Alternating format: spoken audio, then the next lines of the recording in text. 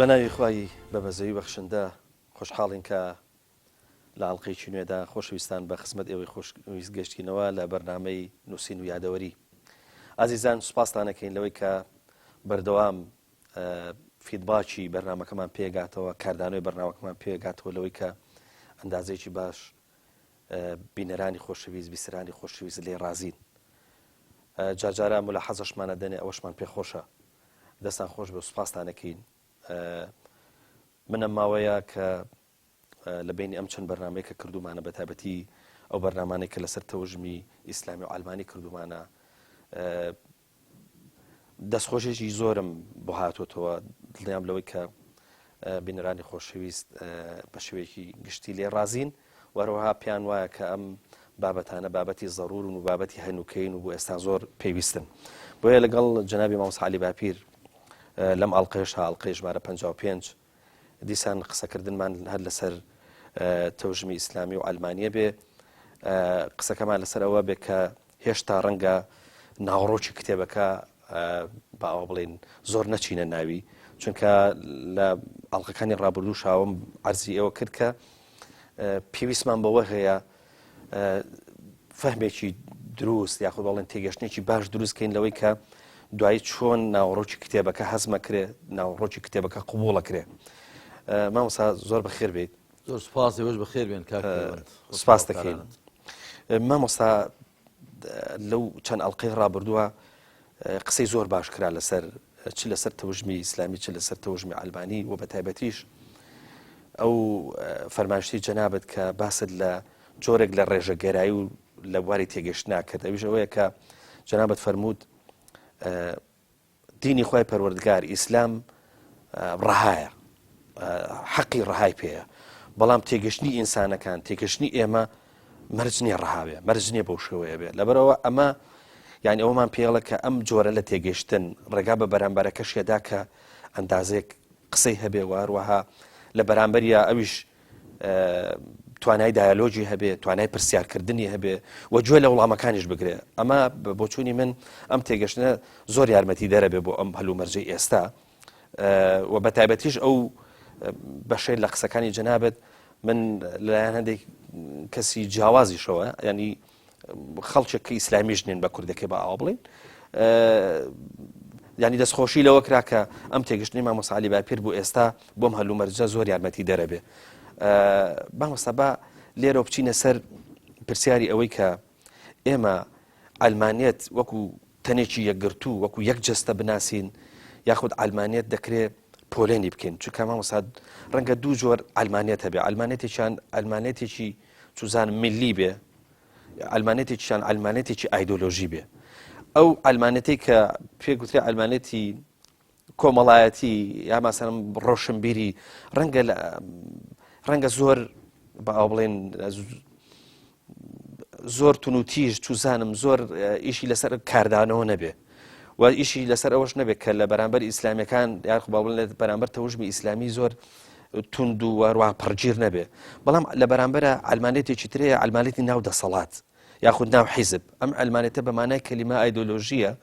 و هەموو هەلومەرجەکانە قۆزێتەوە لە بەرژەوەندی خۆی و جۆرێک لە دژایەتی بەرەی ئیسلامی یاخود بڵێن تەوژمی ئیسلامیی هەڵگرتووە. قسەکەمان لەسەرەوەی چۆن پۆلێنی ئەم با بڵێن ئەلمانێتە بکەین، ئایا بە تەنێکی یەکگرتووی بزانین یاخود چۆن زۆر جارە گوترێ ئیسلامیەکانیش جۆرا و جۆرن، نازانم سەلەفی هەیە، سۆفی هەیە، حیزبی هەیە، خەڵکی بێلایەن هەیە، دەکرێت ئەلمانێتیش ئاوا ببینین. الحمد لله وصلى الله تعالى وسلم وبارك على رسول الله محمد وآله المهتدين بهداه من الصحب والأزواج والقرابة والتابعين لهم بإحسان إلى يوم اللقاء. كاك بيوند نكهر علمانية سيكولاريزم بلكو هيج ايديولوژیایەک و هیچ بەرنامەیەک و هیچ ینی تێڕوانینێک هەمووی هەر یەک شێوەنەیە جیسمێکی سەڵبی پتەوی یەکگرتوو نییە کە بڵێ هەمووی یەک شت بێ، بەڵکو مادام دوجار ئەو مرۆڤەکانن کە ئەو فیکرەیە هەڵدەگرن، ئەو بیرۆکەیە، ئەو بەرنامەی پەیڕەو دەکەن، ئەو تێڕوانینەیان هەیە. ئەنجا مرۆڤەکانی جۆرا و جۆرن، وەکو خوا دەفەرمێ وەلا یەزالوونە مختەلیفینە، بەردەوام هەر جیاواز دەبن. ئەسڵەن خوا سوبحانه وتعالە لە سوورەتی فاتیردا جیاوازی ڕەنگەکان دەکاتە یەکێک لە نیشانەکانی پەروەردگارێتی خۆی. ألم تر أن الله أنزل من السماء ماء فأخرج به ثمرات مختلفا ألوانها ومن الجبال جدد بيض وحمر مختلف ألوانها وغرابيب سود ومن الناس والدواب والأنعام مختلف ألوانه كذلك إنما يخشى الله من عباد العلماء. لێر کە دەفەرمێت تەنیا زانایان سام و هەیبەتی خوان لە دڵدا هەیە، واتە زانایانێک کە بە دروستکراوەکانی خوا زانان. جا جۆرا و جۆری لە بیر و بۆچوونی مرۆڤەکاندا هەیە، لە سروشتیاندا هەیە و لە ژینگەکانیاندا هەیە و بەڵکو لە هەر لە کڕۆمۆسۆمات و لە جیناتی بۆ ماوەییاندا هەیە، کەواتە ناگونجێ یعنی نەکرد بەنسبە سێکۆلاریزم و عەلمانیەتەوە، بەڵکو هیچ فیکرەیەک ناگونجێ بڵێ هەموو یەک شتە، یا بەتایبەت پەیڕەوانی و شوێنکەوتوانی ئەو فیکرێ هەموو یەک جۆر بیر دەکەنەوە یا بە یەک شێوە جێبەجێ دەکەن. ئەنجام بۆ ئیسلامیش هەر ڕاستە کە وەکو پێشتر باسمان کرد کە ئیسلام فراوانتر لە ئیدۆلۆژیا و ئەوانە، بەڵام بۆ ئیسلامیش کە بەرنامەی خوایە سوبحانه وتعالە، دوا نوسخەی هیدایەتی خوایە بۆ بەشەر، هەم بۆ تاک و هەم بۆ ڕێکخستنی ژیانی کۆمەلگا. ئەویش دیسان پێشتر باسمان کرد کە ئەو هەموو مەزهبە فیقیانە کە پەیدا دەبن، ئەو هەموو قوتابخانانەی تەزکیەی نەفس و خۆپاک و چاکردن، ئەو هەموو زانایانە لە بواری ئوسولی فیقهدا ئەو وای تێدەگا ئەو وای تێدەگا، و هەروەها لە هەموو بوارەکانی دیکەدا تەماشا دەکەی زانایان. ئێمە سەدان تەفسیرمان هەیە بۆ قورئان، هەم لە تەفسیرە ڕابردووەکان هەر لە تەبەریەوە بگرە، ئەڵبەتە پێش تەبەریش هەر لە هاوڵان و خوالیان ڕازی بێ کە قورئانیان چۆن لێک داوەتەوە و پاشان جیلی دوای ئەوان تابعین و تابعی تابعین تا دەگاتە تەبەری کە بە پێشەوای توێژەرانی قورئان لە قەڵەم دراوە، دوای ئیبن کەثیر و فەخرەدینی ڕازی و هەموو ئەوانەی دی. کەواتە ئەگەر قورئان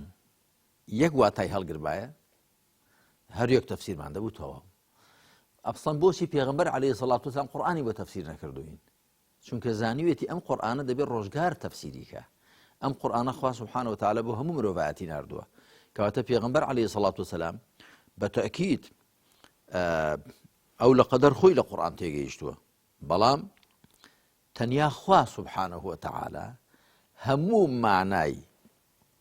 ئاەتەکانی قورئان هەر لای خوایە سوبحانه وتعالە. پێغەمبەریش عەلەیهی سەڵات وەسەلام بێگومان وەکو سەروەری پێغەمبەران و باشترین ئینسان و چاکترین بەندەی خوا لە هەموو کەس باشتر لە قورئان تێگەیشتووە، بەڵام بۆ نەیخستۆتە دوو توێی تەفسیرێکەوە. ئەسڵەن ئەگەر هەرچی پێغەمبەر عەلەیهی سەڵات وەسەلام لەبارەی قورئانەوە زانیوێتی ویسپای بیخاتە دوو توێی تەفسیرێکەوە، زۆر قورس دەبوو و پاشان زۆر لە جیلەکانی پێش ئێستای ئێمە لێی حاڵی نەدەبوون. بە هەر حاڵ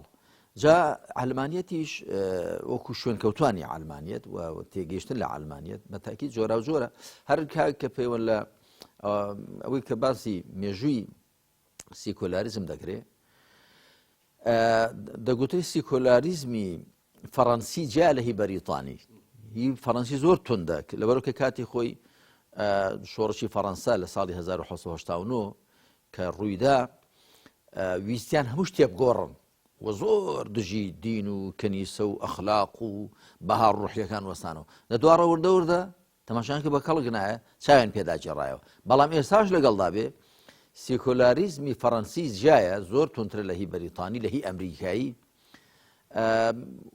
واتە بە کورتی دوجار مادام سیکۆلاریزمیش فیکرەیەکە و بەرنامەیەکە و شێوە تێگەیشتنێکە و مرۆڤەکانی جۆرا و جۆرن، دیارە هەر کامێک لە مرۆڤەکان بەتایبەتی ئەگەر ئیسلام کە وەحی خوایە مرۆڤەکان بتوانن بە ڕەنجی خۆیان ڕەنجیکەن، کۆمەلگاکان نەتەوەکان، بەتاکید فکرێکی بەشەری کە زیاتر ینی کەمتر چوارچێوەیەکی هەبێ ڕەنگێکی وای بۆ ڕێژرا بێکە ئەوە بۆیە ڕەنگە هەر لە نێو من باسم کردو لەو کتێبەشدا هەر لە نێو سیکۆلاریزمدا ئیتیجاهی فکری مادیگەری هەیە و ئایدیالیستی هەیە ئەمجا هەر ئەوانەی کە ئیدعای ئەویان کردو کە سیکۆلاریستن هەیان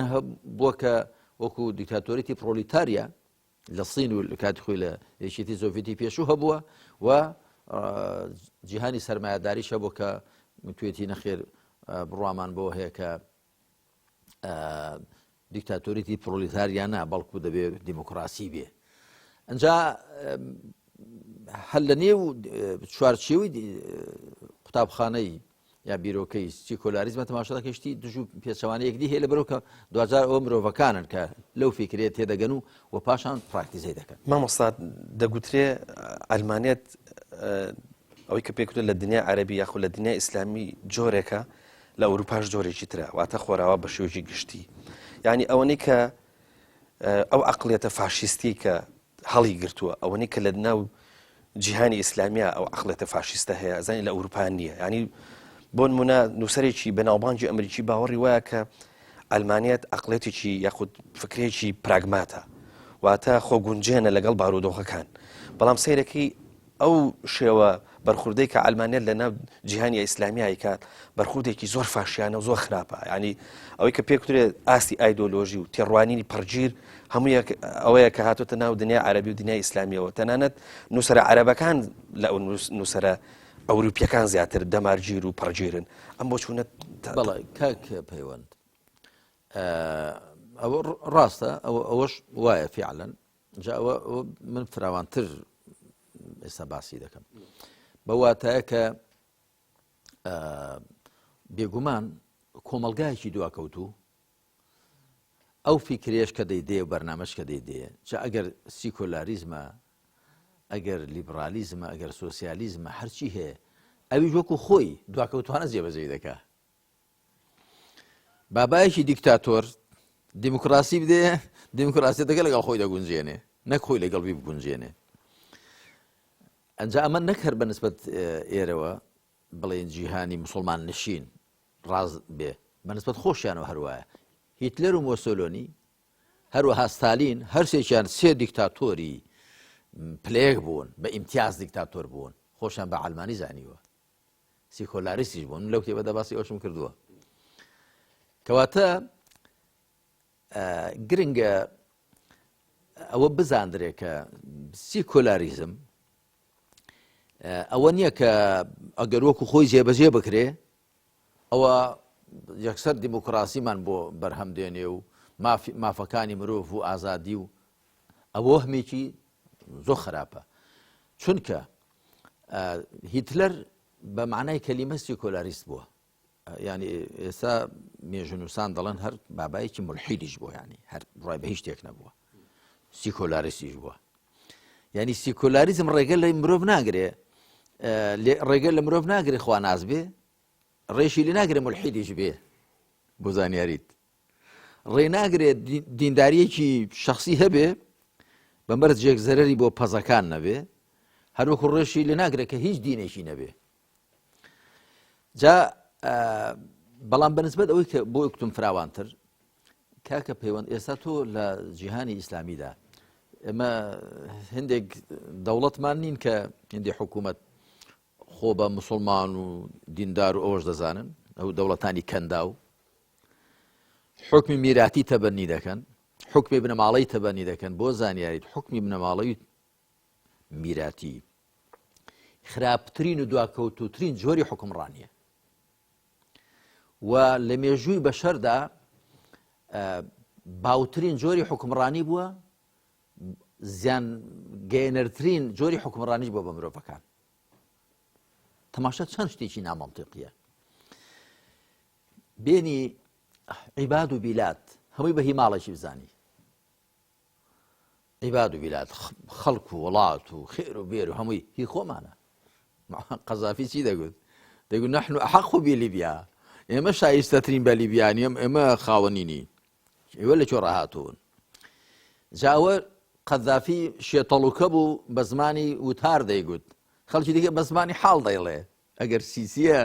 ئەگەر ئەوانی دەوڵەتانی کەنداون ئەگەر میرنشینەکانی دیکەن ئەگەر حکمت تۆلیتاریەکانن خۆسەپێنەکان هەمووی هەر دەڵێ من خاوەنم جا حکمی بنەماڵەی و میراتی زۆر زۆر دژی ئیسلامە کەچی تەماشا دەکەی هێندێک دەوڵەت هەنا ئەمە مسلمانین شریعەت پیادە دەکەین وانە ڕەنگە هێما و ڕەمزی ئیسلامەتیش بەکاربێنن بەڵام تەماشای حکمی بنەماڵەی میراتیە کە حکمی بنەماڵەی میراتی کاتی خۆی هاوڵان خوالیان ڕازی بێ کە معاویە کوڕی ئەبوو سوفیان یەزیدی کوڕی بەیعەتی بۆ وەرگرت کە 5 ساڵ بۆ پێشەوە بۆ خۆی بمرێ بەیعەتی بۆ یەزید وەرگر بوو بۆ یەکێک لە کوڕە هاوڵەکان لە کوڕە سەحابیەکان گوتی ئەیەکما نوطیع ئەنتە ئەم یەزید بە قسەی تۆ بکەینە بە قسەی یەزیدتان خەلیفە ئێستا بەیعەتت بۆ ئەویش وەرگرتووە عەبدوڕەحمانی کوڕی ئەبوبەکر خوای لێ ڕازی بێ لە سەحیح بوخاریدا هاتووە کە مەڕوانی کوڕی حەکەم کە لەلایەن معاویە ڕاست پێدرا بوو بەیعەت بۆ یەزیدی کوڕی وەربگرێ لە مەدینە عەبدوڕەحمانی کوڕی ئەبوبەکر گوتی ئەهرەقلیەة كلما ذهب هرقل جاء هرقل وشيء هرقليته يعني دانزاني كأو حكميش ناموه حكميش غريبة شتيشي سيرة يعني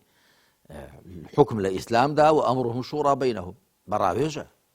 ونهيش مالك ونهيش كسيك ونهيش عشيرتك ونهيش حزبك ونهيش كسيك هي أو خلقه أو كومل جاي بقشتي جامع بستم تو تماشا دەکەی ئیسلام ئەو ئیسلامە عەزیمە دەیدێ دەست بنەماڵەیەکەوە ڕەنجی خۆی لێ دەدا وەکو خۆی لێ دەکا کە پێچەوانەی سروشتی خۆی لەگەڵ ئیسلامدا مامەڵە دەکات جا چ لە ڕۆ سیاسەکەیەوە چ لە ڕوو ئابوووریەکەیەوە یعنی لە ڕووی ئابووری خۆی پەروەردگار دەفەرمێ کەی لا یەکوونە دوولەتە بەینە الئەغنیاء منکم با ماڵ و سامان لە دەستی دەوڵەمەندەکانتانە کورت هەڵێ خۆی پەروەردگار دەفەرمێ والأرض وضعها للأنام خلق لكم ما في الأرض جميعا سخر لكم ما في السماوات ما في الأرض ئەم خیتابانە یعنی هەمووی ئاراستەی بەشەرەکان کراون هەی مرۆڤەکان زەویمان بۆ ئێوە ڕەخساند و هەرچی لە زەویدا بۆ ئێوەمان ڕەخساند بۆ هەمووان کەسی تەماشا دەکەی حیزبێک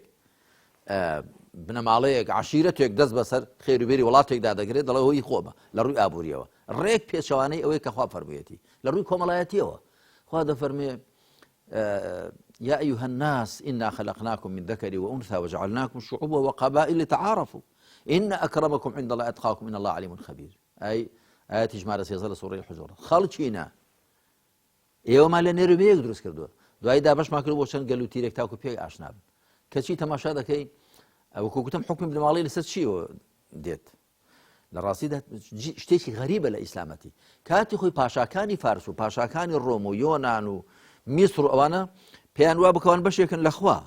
یان نوێنەری خوان یا سێبەری خوان یا بەشێکن لە خوا حکمی تیۆکراسی وەکو لەم کتێبەدا باسم کردووە تیۆکراسی حکمی دینی ئەوەیە یعنی بەرگێکی دینیان بەبەر حکمەکەدا دەکرد ئەو مرۆڤە دەیگوت من خوام یا مثلا فرعون دەیگوت ما علمت لكم من إله غيري أنا ربكم الأعلى جاء مهر فرعون نبو أواني كش همو هروايا قلت والنبرود ضل أنا أحيي وأميت يستاش هروايا يستاش كاكا بيونجان بزماني مقال نايلين بلان بزماني حال ضل من لا إيو أترم إيو دبي كويلي من بن إيو دبي لخزمتي من دابن نكن لخزمتي خوم لخزمتي كوري دابن إنجا أوا تماشا ذكي أم جور أو جور حكمة كفاشيل ترين حكمة خراب ترين وبزر ترين حكم رانية تماشا ذكي لو والله تاني مسلمان نشين دليل هندي عائلة وابن ماله وحزبه خلقه وتبني كراوة كواتا ما بس هر علمانية نية كبو دردت شوى أمزا رويشي ديكا شيها مقاضية عبد الوهاب المسيري هو رحمة إخوائي لبيع زانايشي قورة بوكاتي خوي اتجاه إلحادي هو ماركسي هو علمانيشي بلين مبدئي بو ددوايا دقرته بو إسلام مسلمان دبي بالرابع إسلام ده نزا كتابي شيء بناي العلمانية الشاملة والعلمانية الجزئية أما شرحه باشان وكنت شون السيكولاريزم هي السيكولاريزيشن شيء يعني مع المنام يعني بزور سباندني علمانيات جاوي جناب الدغلي بالتأكيد واهي ساما من لێ ڕێژە باسم کردو ئێمە کە باسی تەوژمی ئەڵمانی دەکەین بە هەموو بازەکەین لە ڕۆ فیکرێکەوە لە ڕۆ سیاسەکەی بۆ من لەم کتێبەدا نەهاتووم لە ڕۆ پراکتیزیەکەی و باسی بکەم بۆ چکەوتمە دوایی زۆڵم لە کەسانێکی ئەڵمانی بێدەسەڵات دەکەم کە دژی ئەم حکومە و دژی ئەو واقع سیاسیەن کە بەناوی ئەڵمانیەتەوە چکستا هەردوو حیزبی حکومڕان خۆخواان بە ئەڵمانی دەزانن وانە پارتیوێکیت خۆ بە ئەڵمانی دەزانن بەڵام وەرە لە ڕۆشنبێرە ئەڵمانەکان و سەر ئەڵمانەکان بپرسە دەڵێن با بە ئەڵمانیت زۆر مەزڵوم واقع بە بەدەستی ئەو دوو حیزبەوە هیچ فڕیان بەسەر ئەڵمانیەتەوە نییە ومن لە دیبەیتەکەی لەگەڵ کاک مەلا بەختیاریش کردم لە 2016 و باسم کرد کە ئێوە تا فەرموو لە کوێی دیموکراسی و لە کوێ سیکۆلاریزمن جا ئەوە ڕاستە پێویستە ئێمە خەڵکەکە پۆلێن بکەین و ئەم پۆلێنکردنە چەند قسەکەش وەڵامەکەشم درێژ بووە ئەو پۆلێنکردنە کاک پەیوەند ئێمە هەر لە قورئان و فێری دەبین خی پرگا لە باسی خاوەن کتێبەکاندا جوولەکە و نەسڕانیەکاندا دەفەرمێ لەیسوا سەواء من أهل الكتاب أمة قائمة يتلون آيات الله آناء الليل وهم يسجدون يؤمنون بالله واليوم الآخر ويأمرون بالمعروف وينهون عن المنكر ويسارعون في الخيرات وأولئك من الصالحين هم وەکو یەکنین وەکو یەکیان تەماشا مەکەن لە خاوەن کتێبان هەیە ئاوایە و هی دیکەشیان هەیە بە زۆرێکی دیکەیە وەخوای پەروەردگار کە خاوەن کتێبەکان دەدوێنێ دەفەرمێ یا أهل الكتاب لم تلبسون الحق بالباطل بۆچی حەق لەگەڵ ناحەق تێکەڵ دەکەن واتە حەقتان پێ بەڵام لەگەڵ ناحەق تێکەڵی دەکەن بۆ ئێمە پێویستە فعلەن خەڵکەکە پۆلێن بکەین ئەوە حەقە جا بەنسبە ئەڵمانیت شۆ وایە بەنسبە ڕۆژئاوا ڕۆژهەڵاتی شۆ وایە ساوڵاتانی ڕۆژئاوا ئەمە خەڵکی موسڵمانی وایە وەرزانی ئەو ڕۆژئاوایە ئەوروپا هەموو یەکە بریتانیا جیایە فەڕەنسا جیایە ئەڵمانیا جیایە ئەوروپا جیایە و ئەمریکا جیایە ئەمریکا ڕەنگە لە هەموو وڵاتە ئەوروپیەکان زیاتر مڕعاتی دین و ئەخلاق و هێندی قیمی ڕوحی کاکە لە نەسڕانی تۆ وەریانگرت ڕاست مامۆستا لە پێشەشی چاپی دووەمە گلەیەک لە بەرەی ئەڵمانیەکەی لەوەی کە ئەم کتێبە بە پێشدەستی یاخود با بڵێن ئەوە نازانن کە بە نێت پاچی تێناگەن بە دەست پێشخەری تێناگەن لەوەی کە ئەم کتێبە ئەگەر لە ڕابردووە باوڵێن تەوژمی ئیسلامیش و تەوژمی ئەڵمانیش لە بەرامبەریە ئیشیان لەسەر خاڵە جیاوازەکان کردبێ ئەم کتێبە خاڵ هاوبەشەکان پێشەخا ینی دەشێ بڵێن ئەمە یەکەم جارە کە بە ئەو بڵێن شتێک بێتە پێشەوە یاخود لە لایەن تەوژمی ئیسلامیەوە کە لە پێشە باسی خاڵ هاوبەشەکان کە ئەنج بچێ بۆ جیاوازیەکان جەنابەت گلەیی لە بەرەی ئەڵمانیەکەن کە ئەمە بە دەست پێشخەری نازانن منەمەوێ گلەی بەرەی ئەڵمانی لە شوێنی خۆی بێ بەڵام لە بەرامبەریشە گلەیەکە ڕوو لە بەرەی باوڵێن ئیسلامیش بێ لە تەوژمی ئیسلامیش بێ تام لە حەزەیە بەرەی ئیسلامیش تەوژمی ئیسلامیش ئەم کتێبە ینی با بڵێن بە قوڵبوڵکراو نازانن ینی لەلایەن هەمویانەوە قوبوڵکراو نییە قسەکە لەسەر ئەوەیە گلەیەکەی بەرەی ئەڵمانی بۆ و گلەیەکەی تەوژمی ئیسلامیش من حەزەکەم هەردووچی بەیەکەوە باسکەین بەڵێ بەعزە کەسێک هەیە کاک پەیوەند هەر لە بۆ خۆی قۆزاقەیەکی بۆ خۆی چنیوە کرمی ئاوریشم نییە بەلیکی خۆی قۆزاقە بۆ خۆی دەچنێ نازانم زانیاریەتی کرمی ئاوریشم بەلیکی خۆی قۆزاقەی بە دەوری خۆیدا دەچنێ دوای ئەوەی دەبێتە ئاوریشم بۆ زانیاریت بۆیە عەلی کوڕی ئەبی تاڵیب خواری ڕازی بە قسەیەکی جوانی هەیە دەڵێ باشترین خواردنتان مێشێک دروستی دەکا باشترین بەرجیشتان کرمێک دروستی دەکا شانازی چی دەکەین مرۆڤ خۆشترین خواردنتان جوینە کە هەنگ دروستی دەکا خۆشترین نەرمترین باشترین پۆشاکی شت ئاوریشمە کە کرمی ئاوریشم دروستی دەکا جا بەعزە کەسێک وەکو چۆن کرمی ئاوریشم بەلیکی خۆی قۆزاقەیەک بە دەوری خۆیدا دەچنێ دوای هەر بۆ خۆشی لەوێدا دەخنچێ بۆ زانیاریت هەر کرمی ئاوریشم هەر بۆ خۆی دێنێ ئەو قۆزاقەیەش دەمرێ وەفات دەکا جا بەعزە کەسێک هەتا دەمرێ قۆزاقەیەکی بە دەوری خۆیدا تەنیوە تەمانەوە جا ینی مسلمان و غیرە مسلمان لەوەدا یەکسانن یعنی مسلمانیش هەیە مەشرەبێکی تایبەتی گرتووە مەسلەکێکی تایبەتی گرتووە کۆمەڵە خەڵکێکی تایبەتی بە دەورەوەن هێندی ئەفکار و شتی تایبەتی خۆی هەیە تا دەمرێ هەر بەوانەوەیە هەر لەوێشدا دەمرێ یعنی ئەم دنیا بەجێ دێڵێ نازانێت دنیای دیکە خەڵکی دیکە چ دەڵێ جا ئەمە تەمان بەنسبەت ئەهلی ئیسلامیشەوە ڕاستە بەڵام بەنسبەت ئەهلی ئیسلامەوە کە ڕاستە لەبەر گەڵ ئیسلامی خۆیاندا ڕاست ناکەن لە ئیسلامی خۆیان حاڵی نەبوون من ئێستا بۆت باز دەکەم بەڵام بەنسبەت خەڵکی دیکەشەوە ڕاستە کە زۆر جار هەر فکرەکە بۆ خۆشی وایە. تەماشا بکە فکرەی مارکسیزم کە کاتی خۆی زۆر باو بوو، مارکسیزم، سۆسیالیزم، ماویزم، هیچ فکرێک لەوانە دۆگماتر نەبوو. بڕوان بە دیکتاتۆریت پرۆلتاری هەبوو، بڕوان بۆ هەبوو ئەو چینەی کە بە حساب حکمڕانە کە ڕاستیش نەبوو، وەکو مەلەکەی پوختەی دەربارەی ئیسلام و لە ئیسلام و ڕێژەکاندا باسم کردووە، بە ناوی چینی کرێکارەوە حیزب حکمی دەکرد. ئەمجا چینی کرێکار ناو بەد بوو، بەڵ ئەوان حکمڕانیەکەیان دەکرد. چۆنیش دەیانگوت ئەم چینی کرێکار پرۆلتار بۆی هەیە حکمی دیکتاتۆری بکە. هەڵبژاردنشت نییە، چینی کرێکار دەبێت حکمڕان بێ. هەر وەکو چۆن حکمی بنەماڵەی دەڵێت دیموکراسیەت و حیزبشت نییە، لە وڵاتانی خەنداونی بۆ ناڵە حیزب دروست بێ، نابێ حیزب هەبێ، هەرەوە بنەماڵەیەت تەواو کوڕی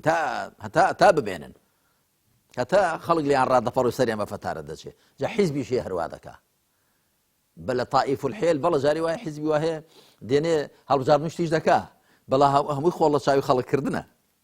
هەموو جوگەکانی دەسەڵات و قووەتی بەرزتەوەیە و پێشوەختیش دەرەنجامەکانی هەڵبژاردنەکان دیاری دەکات. دەڵێ من دە کورسێ دێنم چۆن نەزانی هێندە ساڵح علمی غیبت هەبێ بە کەرامەت بیزانی، علمی غیب لای خۆیە، بەڵام هێندە ساڵح نی بە خۆی تەلە وەکو کەرامەت پێشانی داوی چۆن نزانی، هەموو تەرتیب کردو کاکە منداڵیش دەزانەوە. جا ئەوە کە تەنیا خۆدیتن و تەنیا دنیای خۆبینین و تەنیا فیکری خۆ خوێندنەوە، ئەوە داخراویەکە کە وەکو گوتم زیاتر لە دەرەوەی جیهانی ئیسلامە. کاتی خۆی مارکسیزم، ماویزم، سۆسیالیزم وابوو. ئێستا سەرمایەداری وایە. فۆکۆیاما بە بیرتانە کات خۆی کتێبێکی دانا مرۆڤی باشتری مرۆڤ و کۆتایی مێژوو. من لە کتێبی چەند مەسەلێکی باوی سەردەمدا هەر دەڵێت تازە تەواو، دەڵێت تازە مرۆڤایەتی لە دیموکراسی و لەسەر لە فکری کاپیتالیزم باشتری و دەست ناکەوێت، لە لیبرالیزم باشتری و دەست ناکەوێت. چۆن نزانی؟ ئەوە بریتینە لە دنیا لەسەر خۆ داخستن و سەرقاپ لەسەر خۆ داخستن، هەر وەکو کرمەکەی ئاوریشم. ئەگەر مسلمانێکی وەکو گوتم وا بکە هەر غەڵەتە، بەڵام تۆ تەماشا بکە. خۆی پەروەردگار زانیت چی بە ئەهلی ئیسلام دەفەرمێ فبشر عبادي الذين يستمعون القول فيتبعون أحسنه أولئك الذين هداهم الله وأولئك هم أولو الألباب. مجدب بندكانم ئەوانەی گوێ بۆ هەموو قسەیەک دەگرن، چونکە يستمعون القول ئەلیف و لامی ناساندنی لەسەرەکە بۆ جنسە، یعنی گوێ بۆ هەموو قسەیەک دەگرن، بەڵام هەرچی بیستیان شوێنی دەکەون، سەبەتەن هەرچی تێکەی هەر وەریگرێ بێژینگن. فيتبعون أحسنه. باشە کاک پەیوەند کەی مرۆڤ دەتوانێت ئەو قسانە کە دەیان بیستێ خراپەکەی لەگەڵ چاکەکەی لەگەڵ چاکترینەکەی پۆلێن بکە، دوایەوە کە زۆر لە تەتەڵۆ بێژینگی دەدا لێ وەردەبێتەوە تێوە ڕادەمێنێ. کەواتە کە خوا دەفەرمێ الذين يستمعون، جا وشەی ئیستیماعیش جایە لە سەمع ینی بیستە، بڵا ئیستیماع ینی باش گوێی بۆ هەڵدەخا تێوە ڕادەمێنێ، ینی بە سەرنجدانەوە گوێی بۆ دەگرێ. ئەمجا فيتبعون أحسنه، شوێن ئەوەی دەکەم کە هەرە باشە. أولئك الذين هداهم الله، ئەوانە کەسانێکن خوا ڕاستەڕێی کردن، و أولئك هم أولو الألباب، ئەوانن خاوەن عەقڵان، ئەیوانە بێ خاوەن عەقڵ نییە. کەواتە خوا سبحانه وتعالى بە ئێمە دەفەرمێ گوێ بە هەموو قسەیەک بگرن، هەموو شتێک بخوێنەوە، هەر بزان خەڵک چی لەلایە. لە ئەو ئاەتانەی لە ئاڵلقەیەکی پێشتردا هێنامن، ئەوەی ئاەتەکانی سوورەتی سەبا دەفەرمێ قل من يرزقكم من السماوات والأرض قل الله وإنا أو إياكم لعلى هدى أو في ضلال مبين. وإنا أو إياكم يان إيوه لسر يشكمان لسر راسني بيك لكم رأيشي أشكرا داعي واتباريب كورينوا. أهل الإسلام دينا كان فرمانيان بيدكا كبزان لا يخلقي ديكت شباسة بزانن وان چی دەڵن و چی شتێکی باشیان لە لالیان وەربگرن. ئەو ئەثەرەکە هەیە کە هەندێک بە حەدیثی پێغەمبەری دادەنێ عەلەیهی سەڵات وسەلام لە سونەنی تیرمذی و مسندی ئەحمەد و ئەوانەدا هاتووە الحیکمەة ضالة المؤمن فأينما وجدها فهو أحق بها. حکمت واتە قسەی بەسوود زانیاری بەسوود ونبووی مرۆڤی بڕوادارە لە هەر شوێنەی بیبێنێتەوە لە هەموو کەس پێی شایستەترە. ئەمە زانیان دەڵێن ئەگەر لە ڕووی سەنەدیشەوە ڕاست نەبێ معناکەی هەموو زانیان قبوڵیان کردووە. دیسان ئەو قسەیە کە دەڵێ ئوطلبوا العلم ولو بالصين ئەمە شەر ئەثەرێکە بەڵام لە نێو موسڵماناندا بووە زانیاری پەیدا بکە ئەگەر لە سینیش بێ باشە خۆ سین ئەو کاتە هەمووی هەر ئەهلی کوفر بوون یعنی تۆ تەماشا مەکە داخوا ئەو زانیار مادەم زانیاریە و بە سوودت وەری بگرە پاشان زانیان بنچینەیەکیان داناوە دەڵێ انظر إلى ما قيل ولا تنظر إلى من قال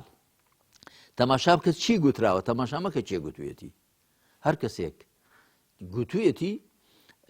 گرنگی تۆ تەماشای بکە گەر بە خەڵکت هادا گەر بە سوود بوو وەری بگرە. بەڵام فعلا ئەو حاڵەتی دۆگمایی و سەرقاب لەسەر خۆ داخستن و تەنیا خۆدیتن زۆر زەربەی لە مرۆڤەکان داوە یعنی وەکو وایە تۆ جاری وهەیە کەسێک ڕەفیقێکی لەگەڵدایە ئەو ڕەنگە بخۆی دەیان پرسیاری هەبێ بوو بێتە گرێ و گۆڵ لە دەرونیدا ڕەفیقەکەی وەڵامی ئەو پرسیارانەی لای بەڵام لێ ناپرسێ هەرکاکە هێندە ڕێکی دوورنیە لێ پرسیارێ من و پرسیارانم هەیە یعنی من نەفەر بوو هاتۆ وەلام مامۆستا بۆ کەسێک بووە توێتی وەڵای 20 ساڵە لەو بارەوە من ئەو ئیشکالم هەیە یا لەو بارەوە مەسەلەن ئەو شتە نایزانم هەر لە دڵمدا نازانم وەڵامەکەم دەست نەکەوتووە میشتم وەڵامەکەم بزانیوە بڵێن تمە بێ قەزاوی ڕێنە ڕێیشی دوور نەبوو بۆ تو دەیزانی گوتم وڵات ئەو وەڵامەکە ئەوە ئاوایە ئەیکتمە تۆ باشە 20 ساڵە خۆت مەحتەل کردووە لەبەرەوەی کە نەتپرسیوە نەتپرسیوە جاری وایە کاک پەیوەند ئەوەی کە وا تەسەورکە مرۆڤەکان هەر تەنیا عەقڵ دەیان جوڵێنێ زۆر خراپ حاڵی بوون مرۆڤەکان هەر تەنیا عەقڵ نایان جوڵێنێ مرۆڤ هەوا ئارەزوو دەیجوڵێنێ مرۆڤ بەرژەوەندی دەیجوڵێنێ یعنی ئەبوو جەهل کاتێک کە لە نەظری کوڕی حارث دەپرسی نەظری کوڕی حارث لە ئەبوو جەهل دەپرسی لەسەر ئیبن هیشام داهاتووە دەڵێ ئەرە تۆ پێت وایە موحەممەد ڕاست ناکا دڵێ پێم وایە ڕاست دەکا دەڵێ ئەی بۆچی شوێنی ناکەوی ئەتا دەڵێ بۆیە دەزانم ڕاست دەکات چونکە تا تەمەنی گەیشتوتە 40 ساڵی لەگەڵ ئێمەدا درۆمان لێ نەبیستووە ئێستا لە دوای چلی دوای ئەوەی لاجاینجی سپی بوون تۆ بڵێ بەناوی خواوە درۆ بکە هێنا ڕاست دەکا ئەی دەڵێ بۆ شوێنی ناکەوی دەڵێ جاخر عەشیرەتی ئێمە کە بەنو عەبدوشەمسین لەگەڵ بەنو هیشام ئێمە هەر مسابقەمان بووە پێشبڕکەمان بوو ئێستا ئەوان دەڵن پێغەمبەرێکمان هەیە ئەمە پێغەمبەرێکی لەکوێ بێن دەبێ عەشیرەتی دوایوان کەوێ نایکەین ئاوایە کەواتە تۆ وا مەزانێ ئێستا مەسەن خەڵکی عەلمانی وا هەیە دەشزانێت کە حەق لە ئیسلامدایە بەڵام ئەو ئیسلامە ڕێی ئەو بەرژەوەندنیا شەرعیانەی لێ دەگرێت کە بەهۆی عەلمانیەتەوە بۆی دابین دەبن ئیسلام پێش هەموو شتە دەڵێ من ئەینە لەکە هادا لەکوێت بوو لەکوێت هێنا ئیسلام بۆی دیاری دەکات دەبێت حکومڕانیەکەی چۆن بێ بۆی دیاری دەکات دەبێت لایەنە کۆمەڵاتیەکەی خۆی پێ لە خەڵک زیاد نەبێت لایەن ئابوووریەکەی دەبێت چۆن بێ کەواتە قەزێکە ئەو سەرقاب لەسەر خۆداخستنە هەر ناگەڕێتەوە لایەنی فکری دەگەڕێتەوە بۆ کۆمەڵە شت مرۆڤ کائینێکی زۆر ئاڵۆزە. مامۆستا هەر لە پێشکی چاپی دووەمە کە 10 ساڵ لەمەوبەرەکە هیوایەگە خوازی لەوەی کە ناوڕۆکی کتێبەکە بۆ تەوژمی ئیسلامی و بۆ بەرەی ئیسلامی بێ بە بەرچاوڕۆشنی و ئیمان بە هێزی ئەوان لە لاکەی تریشەوە بەرچاوڕوونیەک بێ بۆ بەرەی سێکۆلاریست بۆ ئەلمانیەکان لەوەی کە ئەوانش تێ بگەن کە ئیسلامیەکان مەسەلەن بۆ منە چۆنە ینی شێوەی بەرخورد و هەروەها شێوەی تەعاملکردن و ئاستی فکری و ئەوەی کە جەنابەت پێڵێ بوو ناسیان پرسیارەکە ئەوەیە دوای ئەم 10 ساڵە لەم بوارەیە هیچ ڕوویاوە هیچ گۆڕانکارێک بەدیەکەیت وڵا کەم و زۆر بڵێ یعنی من زۆر خەڵک غەیری تەوژمی ئیسلامی دێن بۆ لام هاتون بۆ لام دەیان بینین یا جاری بە پەیوەندی تەلەفۆنی کەمتر جاری نامە یا کە یەکدیمان بینیوە بەڵە هەز دەکەم کە خەڵکێک ئەو چاوپێچکەی لەسەر چاولاچووە هەروەکو لە لایەنی تەوژمی ئیسلامیشەوە کە وەکو گوتم تەوژمە ئیسلامێکە چ بڕەوەی کە لە قورئان حاڵی بوو بێ و لە سونەتی پێغەمبەر صلی الله علیه و سلم و تەماشای سیرەی پێغەمبەری کردبێ عەلەیهی سەڵات وسەلام کە پێغەمبەری خوا هەمیشە بڕوای بە پێکەوەژیان و تەبایی هەبووە لە مەدینە کاتێک قەوارە سیاسیەکەیدا دەمەزرێنێ جوولەکان بانگ دەکا و مشریکەکان بانگ دەکا و نەسڕانیشی لێ نەبوون دەنا ئەوانیشی بانگ دەکرد لەگەڵ منافقەکان کە خۆیان ئاشکرا نەکردووە کتویان موسڵمانین دەستورێک دەنووسێ دەستورێک کە هەموو پێکاتەکانی ئەو وڵاتە ئەو شارە چۆن پێکەوە مامەڵە بکەن. هەر ئیسلام بۆ خۆی دینی پێکەوە ژیانە، دینی تەباییە، دینی وێک هەڵکردنە لەگەڵ لایەنەکانی دیکە. بۆچی؟ چونکە دینێک خوا بینێرێ بۆ هەموو بەشەریەت، خۆ هەموو بەشەریەتە بڕای پێ نایانێ، دەبێ هەموو بەشەریەت و مرۆڤانە بتوانە ژێسای ئەو دینەدا بژین. جا بەڵێ گۆڕانکاری بووە کەم و زۆر، بەڵام وەکو گوتم یعنی من خەڵک هەیە لە تەوژمە ئیسلامی حکومڕانەکە دەیبینم یەکترمان بینیوە دانیشتووین لە دەرفەتدا گوتوێتی من فڵان کتێبێتم خوێندوێتەوە، یا هەیە من هاتووە بۆ لام گوتوێتی من کتێبەکانی تۆم هەموو هەیە بە فڵان کتێبەت زۆر سەرسامم، بەڕاستی شتی زۆر چاکی تێدا گوتمەجا تۆ هەر ئەوت بینیوە دەناشتی کەش هەر هەیە ئەوانە. دەودە خەڵکێک پێما خەریکە چاوپێچی لەسەر چاولا دەچێت، بەڵام بەڕاستی من پێما زۆر درەنگ بوو ئەوە، ینی جەنابەت ئاماژەت پێدا خوا پاداشە داتەوە. من نەک 10 ساڵ لەمە پێش ساڵانی دیکەش من چەند مەسەلەیەکی باوی سەردەم کە دەگەڕێتەوە بۆ 20 ساڵ لەمە پێش، بەڵکو لە کتێبی ئیسلام و ڕێچکان کە جەنا پێشتر قسەمان لێ کردووە کە دەگەڕێتەوە بۆ 30 ساڵ نزیکەی 40 ساڵ لەمە پێش، چونکە لە 81 و توێژەکان بوون. ئێستا ئەوە 2020 ینی 39 ساڵ لەمە پێش.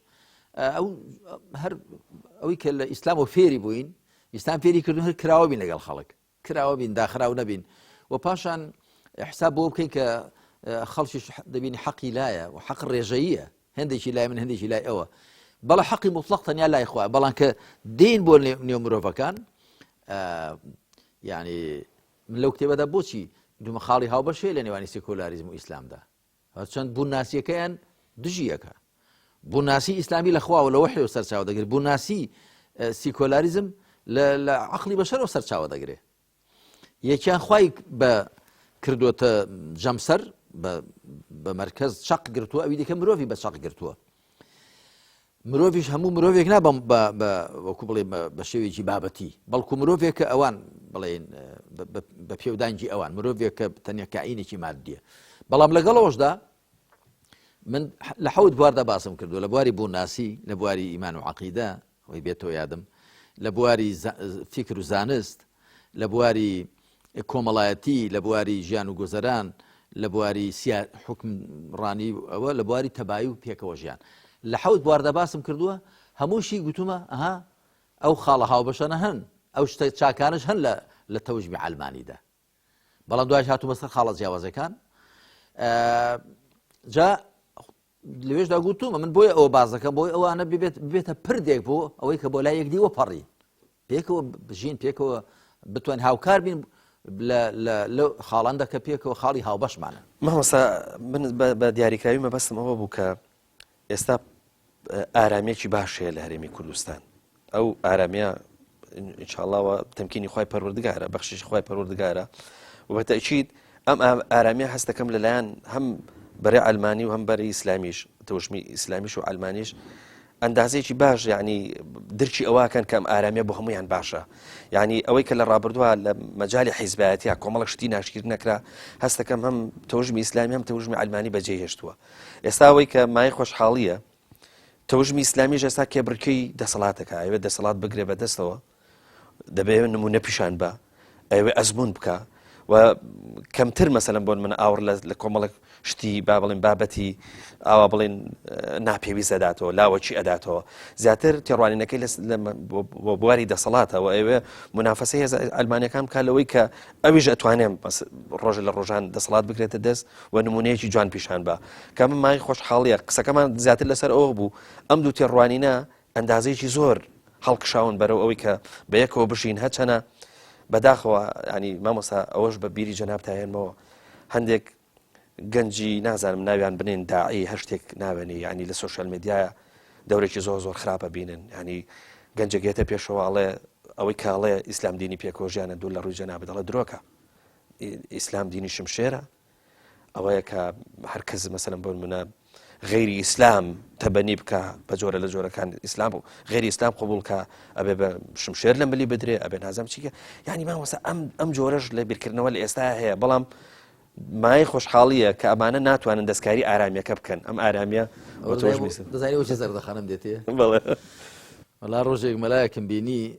ئەوە لەوانەیە کە پیان دەگوترێ بانگ خواستکە وەکو گوتم ناوەکەشم پێ غەڵەتە دێ بڵێ بانگەوازکار کابرا بانگ ناخوازێ مەڵکو هەڵی بانگەواز کارەکەی بانگەواز دایکێکم لەوانە بینی یەک بەخۆ دەینەڕاند میکرۆفۆنێکی لە پێش بوو بە ڤیددیۆش تاوان ئەوە بینیم لە تەلەڤیزیۆن دەیگو ڕسمگرتن حرامە زۆر حرامە مسڵمانی ڕسمگرتن کوڕی بامە تۆ کامیرات بەرامبەر دانراوە ئەتۆ نەگەر ڕسمی جامی دە تۆ ڕسمی ڤیددیۆی دەگیرێ یەک بەخۆش دەشیڕێنی دەڵێ حرامە جاو برادرش کە وای گوتەوە کەوا دەڵێ و گەنجە ئەجاوە لەگەڵ خۆی درۆ دەکا ئەی باشە تۆ گەر ئیسلام دینیشم شێرە و دەڵێ هەر لێدەی بۆ هەڵناسی بۆ لێ نادەی بۆ ناچیوە شوێنی لێ دەدەن ئەوە هەمووی تەناقضاتەوە هەمووی قسەی عاتیفیە لە ڕاستیدا هیچ یعنی یەکەمین کۆمەڵگا پێغەمبەر عەلەیهی سەڵات وسەلام بنیاتینە جارێ لەسەر چه ئەساسێ کۆمەڵگاکەی بنیاتنە لەسەر بناغەی دوو پەیمان پەیمانی یەکەمی عەقەبە و پەیمانی دووەمی عەقەبە کە پێغەمبەر عەلەیهی سەڵات وسەلام لە پەیمانی یەکەمدا 12 کەس بوون 9 لە خەزرەج 3 لە ئەوس لەگەڵ 12 کەس پەیمانی سێهەم 75 کەس بوون 73 پیا و 2 ئافرەت چی فەرمووی ئەخریجوو ئیلەیە نوقەباءەکم ئەو کاتە دیارە ئەو کەسی سەرپەرشتی کۆمەڵێکی کمان گوتۆ نەقیب ئەمە یەکەمین هەڵبژاردن بۆ لە مێژووی بەشەردا ئەمجا کە دەچێتە مەدینە ئایا پێغەمبەر عەلەیهی سەڵات وسەلام یەکسەر دێنێ وەکو ئەو گەنجە دەڵێ وەرن جوولەکە وەرن مشریک وەرن چینە هەر لە الوثیقەدا الكتابدا کە ئەکرەم ضیاء العومەری و محمد حميد الله لكتابي تاريخ الوثائق السياسية في العهد النبوي والخلافة الراشدة ضل أقدم وثيقة تاريخية كونترين دوكومنتي ميجوية كبوب ريوبرني كومالغايك أو كرابي لو وثيقة دا يك آياتي شي تدانية زي سرنجنية بو أتو وقتك دەتەوی وەثیقەیەک دەستوورێک دابنی ئەم وڵاتەی پێ بەڕێوەبەری تەڕەفێکیان چەند جوولەکەکانی کەوانی چەند تیرەن لە بینی خواندا هەروە تەڕەفێکیان مسڵمانانن تەڕەفێکیان هێندێک لە هاوبەشدانەرانن دەبێ شتێک بێنی خاڵی هاوبەش بێ لەو وەثیقەیەدا یەک ئاەتی تێدا نییە خۆم گوتومە لە هەندێک لە کتێبەکانی خۆمدا ئەمە بۆچی ئەگەر وە بە جوولەکە دانگوجا و ئاەتە پەیوەندی بە ئێوە هەیەوەکو مسڵمان بەڵام ئێمە جوولەکەین دەبێت بێنە ڕستەیەکی تەورات بێنە نەسرانەکە دەیگو بێنە لە ئینجیلەکان بێنە ئەجال لەبەرەوە کەس هەر ئەسڵان یەکەمین کۆمەڵگای کە پێغەمبەر صلی الله علیه و سلم بنیاتینە کۆمەلگایکی پلۆرال بوو متعدد بوو جۆرا و جۆر بوو لەسەرێکی مسلمانانیجا کۆچکەران و پشتیوانان کۆچکەرانیش چەند عەشیرەت پشتیوانانیش ئەوس و خەزرەج ئەمجا سەرەکەی دەکەیان جوولەکەکان و ئەوانش سێ تیرە بەنو قوڕەیضە بەنو قەنوقاع بەنو نەضیر ئەمجا سەرێکی دەکەی مشریکەکان بۆ ئەوانش چەند تیرە ئەوانە هەمووی پێغەمبەر صلی الله علیه و سلم ئەم وەثیقەیە ئەم کتابە ئەم کە لە جێی دستوری ئێستایە نووسی کە ئەو پێکاتە هەموویان چۆن پێکۆمامەڵە بکەن لە ڕووی سیاسیەوە چۆن پێکۆمامەڵە بکەن لە ڕووی ئیداریەوە لە ڕووی کۆمەڵایەتیەوە لە ڕووی ئابووریەوە لە ڕووی ئەمنیەوە هیچی لە بەندەکانی ئەوەیە وأن أهل هذه الوثيقة يد على من دهم يثرب خاوەنانی ئەم وەثیقەیە هەموویان یەکدەستن لە بەرامبەر هەر کەسێکدا کە هێرش پەلاماری ئێرەدا واتە دیفاعی هاوبەش بەرگری هاوبەش لەبەرەوەی کە وە دەڵێ وەکو گوتم هەر فەقیر ئەوەندە حاڵی بۆ دیارە ئەوجا هەر لەگە قسەکەی خۆشی ڕاست ناکە گەر ڕاستەکە دەیبا ڕاپەڕێ بزانین دەخوا چ دەکا بەڵێ سپاس دەکەن مامۆستا ئەڵقەی ژمارە 55مان کۆتایی هات ئیشەڵا درێژەی بابەتەکەمان بۆ ئەڵقەکانی داهاتوو بەڵێ خۆشەویستان بەم شێوەیە گەشتینە کۆتایی ئەم بەرنامەیەش تاکو بێگەشتنەوەیەکی دیکە هەمووتان بەخوای گەورە ئاسپێر